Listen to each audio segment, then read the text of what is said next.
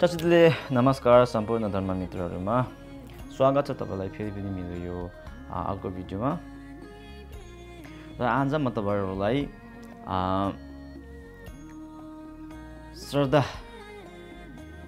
श्रद्धा भक्ति अथवा धेपाको बारेमा छोटकरीमा जानकारी दिन गइरहेको छु र यसमा एउटा सानो एउटा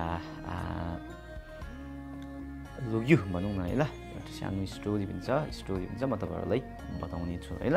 यसको अगाडिको भिडियोमा मैले तपाईहरुलाई शरण गमनको बारेमा बताएको थिए र शरण गमनको बारेमा बताउँदाखेरि यो धेपा अथवा श्रद्धा विश्वास भन्छौं नि है ल, योलाई चाहिँ एकदमै इम्पोर्टेन्ट थियो है त्यतिखेर है ल, एकदमै इम्पोर्टेन्ट बताएको थिए। जस्तै कि छेमाम के भन्छ भने धेपा मे बिमिन्नामला कर्प्यो छेना मिजुन्ते सबै मे इच्छेपाल न्युगुङोन्मु जिजिनु भनेर बताउनु भएको छ। जसकोमा श्रद्धा भक्ति छैन त्यो व्यक्ति चाहिँ कस्तो हो भन्दाखेरि सिबी अथवा मटरको बिउहरु चाहिँ आगोले डढेको जस्तो अथवा बुटेको जस्तो हो भनेको छ है। अब त्यो सिबी र मटरको दाना आगोमा बुट्यो अथवा डढेकोहरु चाहिँ हामीले बारीमा रोप्यौं भने त्यसको फल आउँदैन नि त है ल। त्यस्तै गरी जसकोमा श्रद्धा भक्ति छैन त्यो व्यक्तिले जस्तै धार्मिक कार्यहरु गरे तापनि त्यो धार्मिक कार्यको फल चाहिँ एकदमै के भन्छ एकदमै अब गहिरो एकदमै भव्य रूपले चाहिँ पाउन सक्दैन भनेर बताउनु भएको छ है। त्यस्तै गरी श्रद्धा भक्ति छैन भने जस्तै कि हाम्रो शाक्यमुनि गौतम बुद्धको भाइ भनौं न है ल, उहाँको कजन भाइ पर्ने देवदत्त भन्छौं लेजिन, उहाँ पनि भगवान बुद्धलाई विश्वासै राख्थेन है ल। उहाँले बताउनु भएको धर्ममा विश्वासै राख्थेन, धेपै थिएन है ल। नहुँदाखेरि उहाँ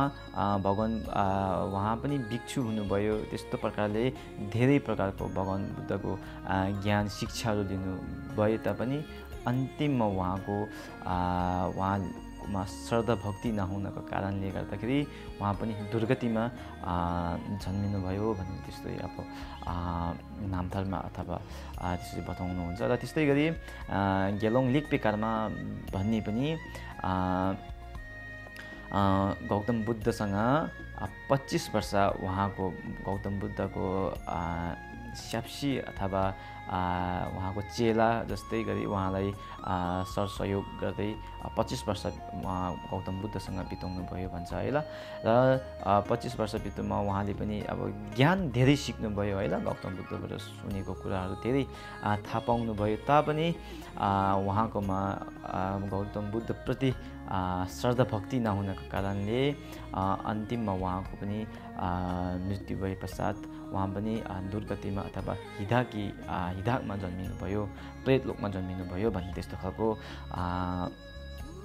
उदाहरण हामी धेरै के भन्छ पुस्तकमा पाउँछौँ है ल।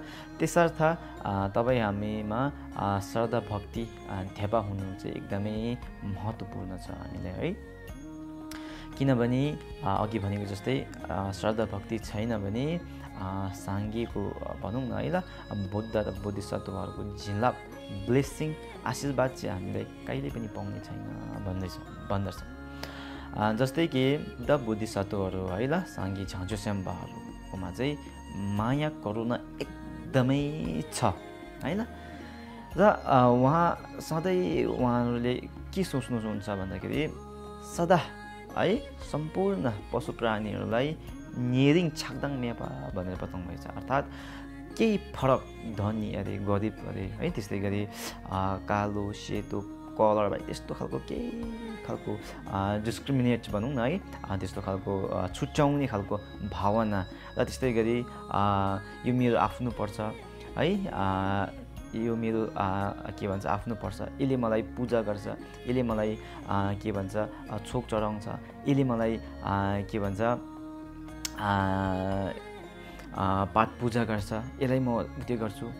र त्यस्तै गरी यसले मलाई पाठ पूजा गर्दैन, यसले मलाई के भन्छ राम्रो काम गर्दैन, यसले यस्तो गर्छ भन्ने त्यस्तो खालको मन नपर्ने है धङ्वा रिस त्यस्तो खालको केही प्रकारको पनि त्यस्तो खालको अब बुद्ध बोधिसत्वहरूमा त्यस्तो खालको कुनै प्रकारको त्यस्तो खालको अब के भन्छ अब छुट्याउने त्यस्तो खालको भावना उहाँहरूकोमा छैन भन्ने छ है ल।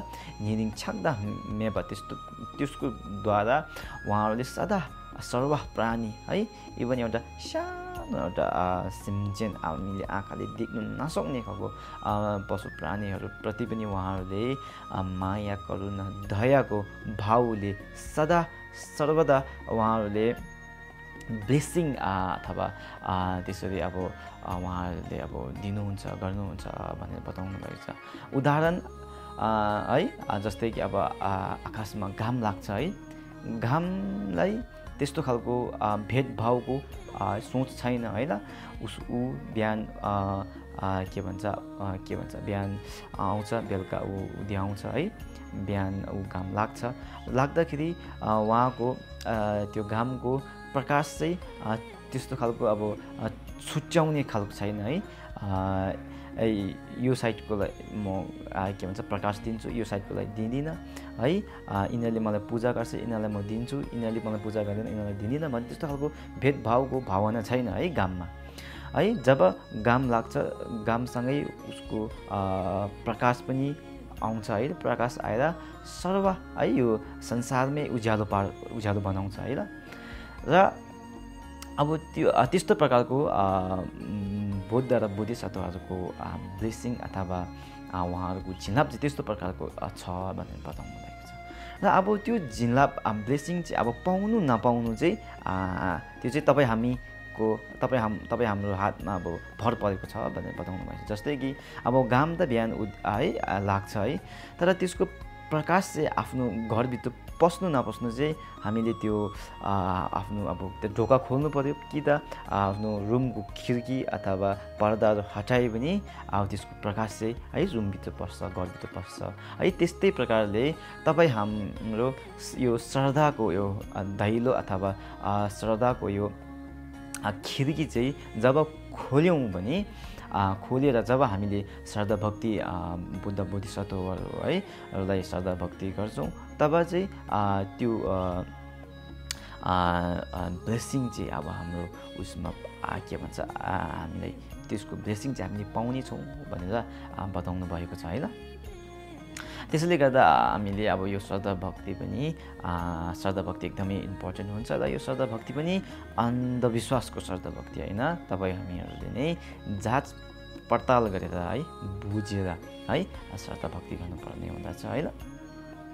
भगवान् बुद्धले पनि के बताउनु भएको छ भन्दाखेरि गेलोङ दागम खेनम कि सेक्चे दर्बी सिर्जिन्दो लेखपडताला गाइका लाउडा ज्यायो घिछिरमिन भनेर बताउनु भएको छ। जस्तै उदाहरण एउटा सुन है फर्स्ट टाइम अब पहिलोपटक सुनलाई अब बनाउने क्रममा है अब सुन अब माटोबाटै निकाल्छ भन्छ है ल। अब त्यो सुन पाउनु साथ डाइरेक्ट त्यसलाई अब हामीले सुन हो भनेर के भन्छ अब हो त पनि अब हामीले त्यसलाई डाइरेक्ट युज गर्न सक्दैनौँ किनभने अब त्यो सुनको उसमा आएको छैन होइन। त्यसलाई पनि हामीले के गर्छौँ आगोमा पोल्छौँ अरे डढाउँछौँ अरे कुट्छौँ अरे पुरा त्यसलाई अब त्यसको एउटा प्रोसेस हुन्छ। त्यसलाई त्यो तयार गरेपछि मात्रै त्यो सुन पनि अरिजिनल भएर अब त्यसरी आउँछ। उस्तै प्रकारको के बताउनु भएको छ भने चाहिँ मेरो फलोवर है भगवान् बुद्ध मेरो फलोवर भिक्षुनी तथा त्यस्तै गरी सर्व जो पनि भगवान् बुद्धले मान्नुहुन्छ